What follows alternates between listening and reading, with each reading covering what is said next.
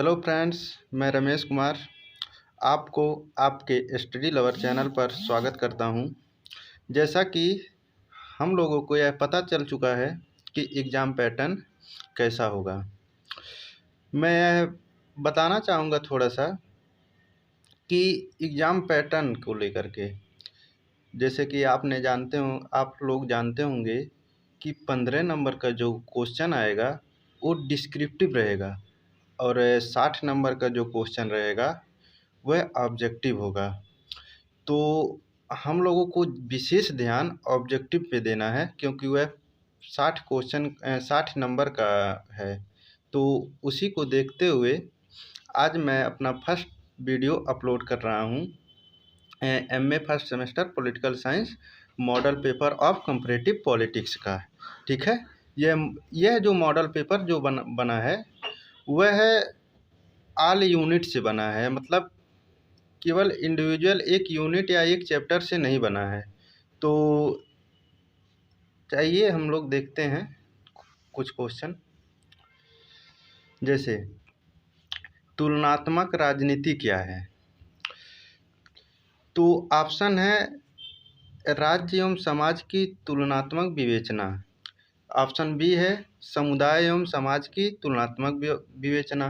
Option C है राजनीतिक व्यवहार का व्यवस्थित विवेचना और ऑप्शन डी है सामाजिक व्यवहार का व्यवस्थित विवेचना। तो इसमें सही जो ऑप्शन है राजनीतिक व्यवहार का व्यवस्थित विवेचना है।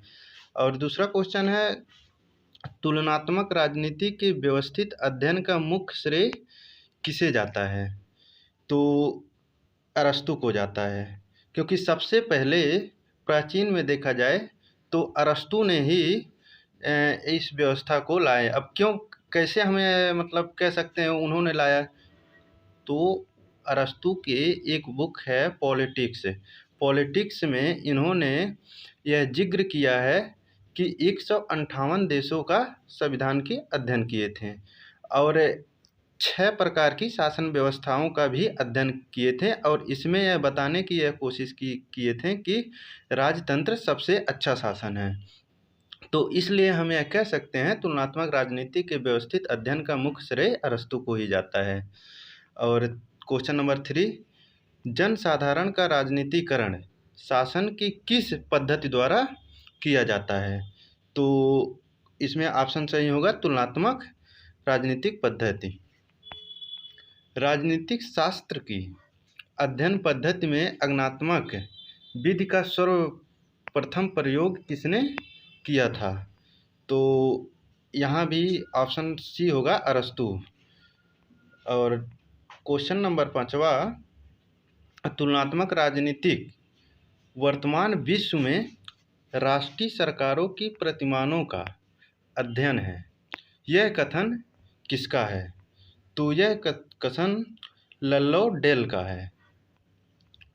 तुलनात्मक क्वेश्चन नंबर 6, तुलनात्मक शासन का कौन सा पहलू सही है, तो हमने अगर तुलनात्मक अप्रोच की बात करें तो सर बताए थे तुलनात्मक अप्रोच में एक उसमें अनुप्रस्थ बताए थे और अनुलंब बताए थे, यानी एक हॉरिजॉन्टल बताए थे और एक वर्टिकल बताए थे। तो यहाँ यह पूछा गया है तुलनात्मक शासन का कौन सा पहलू सही है, तो अनुप्रस्थ ही सही है।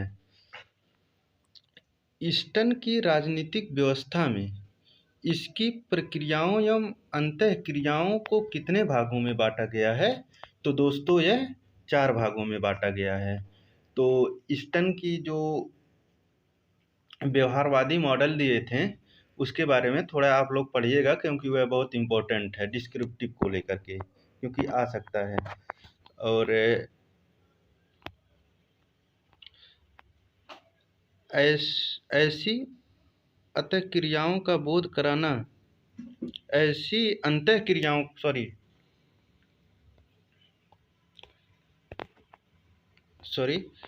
ऐसी अंतःक्रियाओं का बोध कराना जिसके माध्यम से समाज की मांगों को निर्णय में बदला जाता है, उसे ईस्टर्न ने राजनीतिक व्यवस्था में क्या कहा गया है, तो निर्गतन कहा गया है। मतलब निर्गतन मतलब इनपुट जिसको बोलते हैं इंग्लिश में। और क्वेश्चन नंबर 9, राजनीतिक विकास आर्थिक विकास की प्रथम शर्त है। यह कथन किसका है? तो यह कथन लुसियन पाई ने दिया है।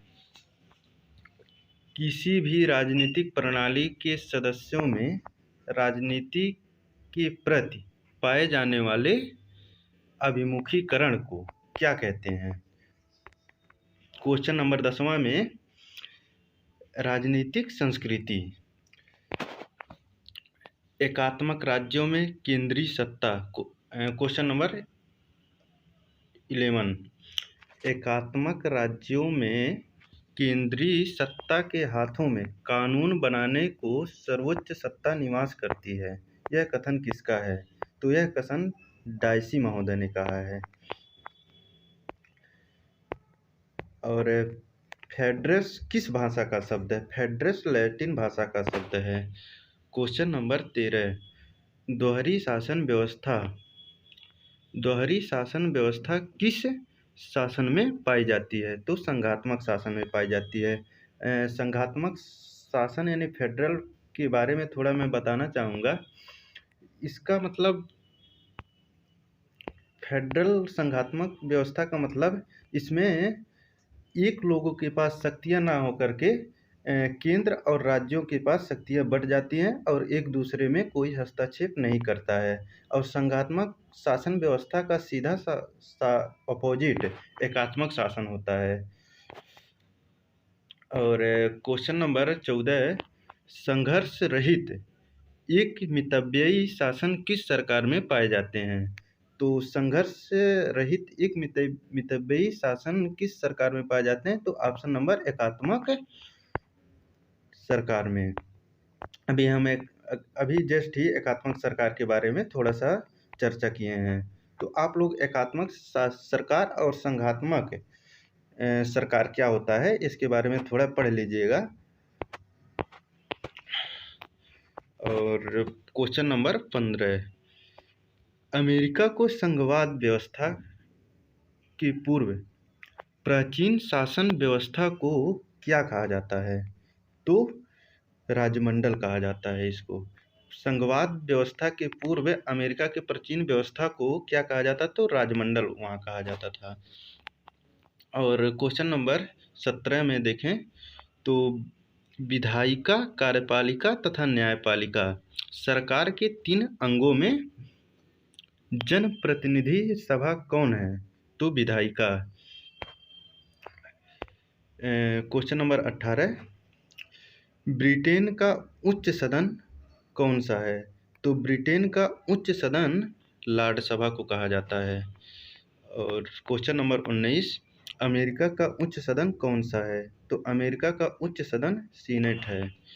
और question number 20, system analysis of political life पुस्तक के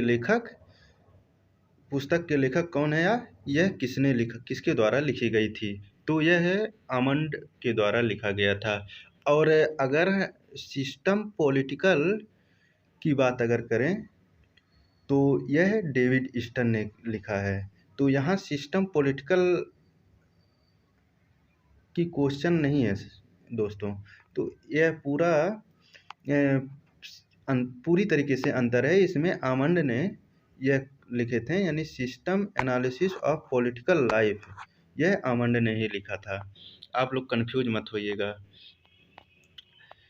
क्वेश्चन नंबर 21, जनप्रतिनिधि सभा शक्ति संपन्नता के मद में कोई गलती ना करें, इसके लिए इन पर नियंत्रण कौन सा सदन करता है? तो इस ऑप्शन नंबर उच्च सदन करता है। ऑप्शन नंबर ए सही है। क्वेश्चन नंबर 22, द्विसदनात्मक व्यवस्थापिका पद्धति होने के काम में पुनरावृत्ति होती है, समय नष्ट होता है और राष्ट्रीय कोष पर अनावश्यक भार पड़ता है। यह कथन किसका है? तो लास्की का है। जैसे कि हमारे इंडिया में द्विसदनात्मक व्यवस्था ही पाई जाती है। तो डायसी महोदय यह बताने की थोड़ा कोशिश किए हैं कि द्विसदनात्मक व्यवस्था में पुनरावृत्ति होती है, समय नष्ट होता है और राष्ट्रीय कोष पर अनावश्यक भार भी यानी खर्च भी पड़ता है, यह लास्की महोदय ने कहते हैं।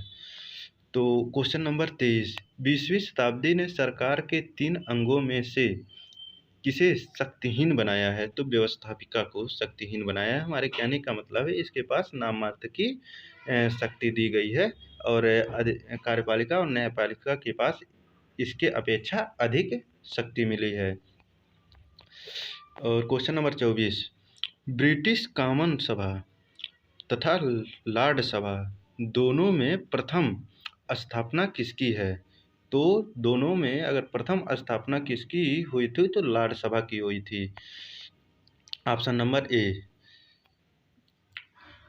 क्वेश्चन 25, ब्रिटिश लोकसभा संसार की सर्वोच्च एवं सबसे महत्वपूर्ण सार्वजनिक सभा है, यह विचार किसने दिया है? तो सिडनी लो ने दिया है यह विचार। और क्वेश्चन नंबर 26, कौन व्यक्ति ब्रिटिश लोकसभा का सदस्य नहीं बन सकता? तो लॉर्ड सभा का सदस्य नहीं बन सकता है। क्वेश्चन नंबर 27, कंगारू समापन का प्रावधान क्या है? तो कंगारू समापन का प्रावधान दोस्तों ऑप्शन नंबर डी सही है। इसमें ब्रिटिश लोकसभा में कुछ संशोधन छोड़ देने की प्रथा को ही हम कंगारू समापन का प्रावधान कहते हैं।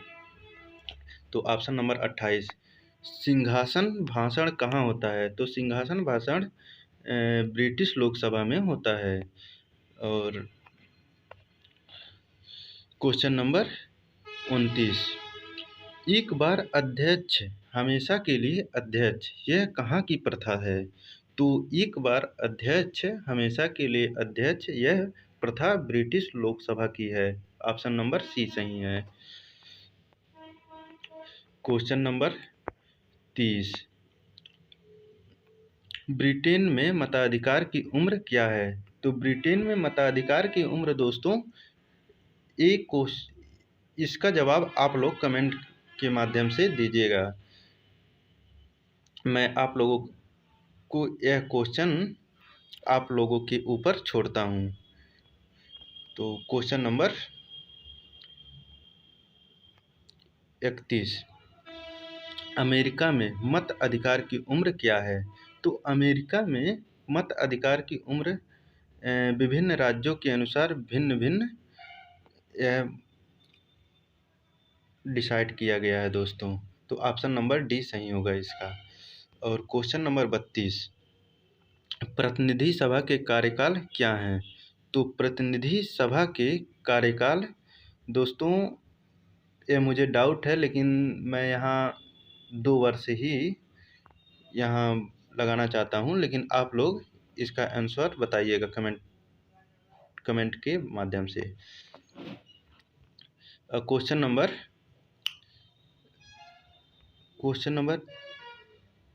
33, विश्व की सर्वाधिक व्यय विधायिका किस देश की है?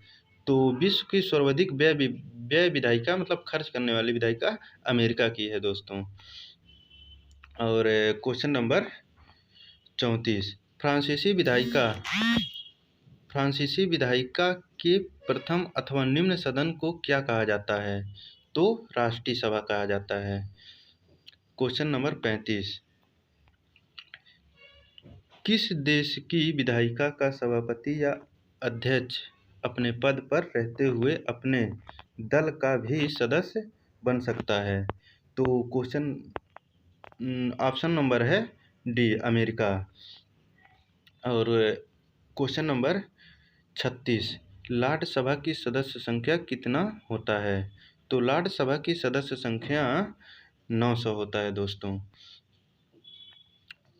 क्वेश्चन नंबर 37,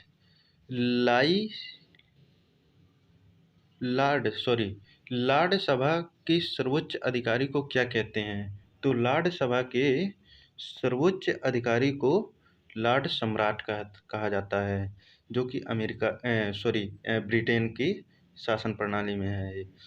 और क्वेश्चन नंबर 32, अमेरिका किस प्रतिनिधि सभा के कार्यकाल का है? तो दोस्तों, थोड़ा सा इसमें कन्फ्यूजन है। अमेरिकी की प्रतिनिधि सभा के कार्यकाल क्या हैं? तो 2 वर्ष हैं।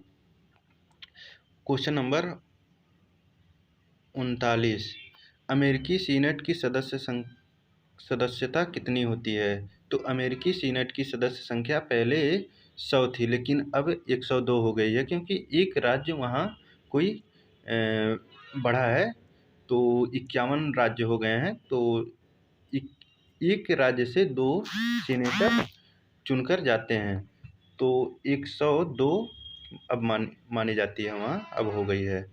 तो क्वेश्चन नंबर 40, प्रत्येक 2 वर्ष पर अमेरिकी विधायिका के किस सदन के सदस्य स्थान रिक्त कर देते हैं? तो उच्च सदन के, जिसको हम सीनेट बोलते हैं। सीनेट का सभापति, क्वेश्चन नंबर 41, सीनेट का सभापति कौन होता है? तो सीनेट का सभापति उपराष्ट्रपति होता है। जैसे कि यहाँ इंडिया में देखें तो राज्यसभा का सभापति कौन होता है? तो उपराष्ट्रपति होता है। तो वहाँ सीनेट के सभापति कौन होता है? तो उपराष्ट्रपति वहाँ भी ऐसे ही होता है। जो प्रोसेस हमारे इंडिया में है, वही प्रोसेस अमेरिका में है। बस थोड़ा सा अंतर है, यहाँ संसदात्मक शासन प्रणाली चलती है और अमेरिका में प्रेसिडेंटियल शासन प्रणाली चलती है। स्विस नागरिकों के मतदान की न्यूनतम आयु क्या है? तो 20 वर्ष है। Question number 43,